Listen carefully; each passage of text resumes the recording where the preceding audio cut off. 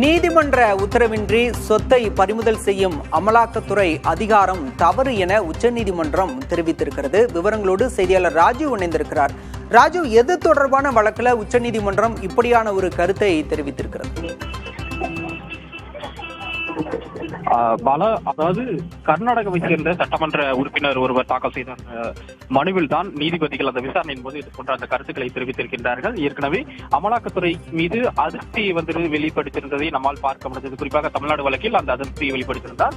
எனவே இந்த வழக்கில் பல்வேறு கருத்துக்களையும் நீதிபதிகள் தெரிவித்திருக்கின்றார்கள். குறிப்பாக இந்த வழக்கை பொறுத்தவரை அதிகாரை மீறி தன்னுடைய அந்த சொத்துக்களை அமலாக்கத்துறை முடக்கி இருப்பதாக மனுதாரர் அந்த உச்சநீதிமன்றத்தில் மனு தாக்கல் செய்து வாதங்களை முன்வைத்திருந்தார். குறிப்பாக அவர் மனுதாரர் தரப்பிடமிருந்து அமலாக்கத்துறை வழங்கப்பட்டுள்ள அந்த அமைப்புக்கு வழங்கப்பட்டிருக்கக்கூடிய அந்த அதிகாரத்தை மீறி அளவுக்கு அதிகமான இந்த முறைகேடாக இந்த பயன்படுத்துவதற்கு வழிவகுப்பதாகவும் அதே போல இந்த விவகாரத்தை பொறுத்தவரை தன்னுடைய ஆபரணங்கள் வாகனங்கள் என அனைத்தையும் அமலாக்கத்துறை முடக்கி வைத்திருப்பதாக பல்வேறு வாதங்கள் முன்வைக்கப்பட்டிருந்தது.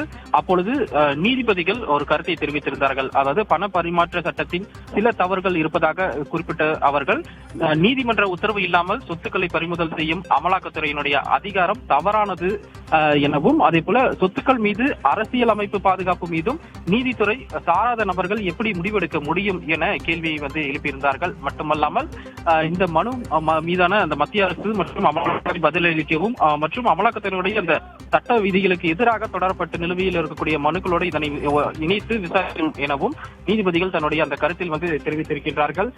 ஏற்கனவே இது போன்ற அமலாக்கத்துறை தொடர்பான வழக்கில் பல்வேறு அதிருப்தியையும் இது போன்ற கருத்துக்கள், அதாவது அமலாக்கத்துறை அதிகாரத்தை மீறி அவர்களுடைய நடவடிக்கை இருப்பதாக நீதிபதிகள் கருத்து தெரிவித்து வரக்கூடிய நிலையில் இது மிகவும் முக்கியத்துவமாக பார்க்கப்படுகிறது. போல அமலாக்கத்துறை நடவடிக்கைக்கு காங்கிரஸ் உள்ளிட்ட எதிர்க்கட்சிகள் தொடர்ச்சியாக எதிர்ப்பு தெரிவித்து வரும் நிலையில் உச்சநீதிமன்றத்தின் இந்த கருத்து முக்கியமானதாக பார்க்கப்படுகிறது. விவரங்களுக்கு நன்றி ராஜு.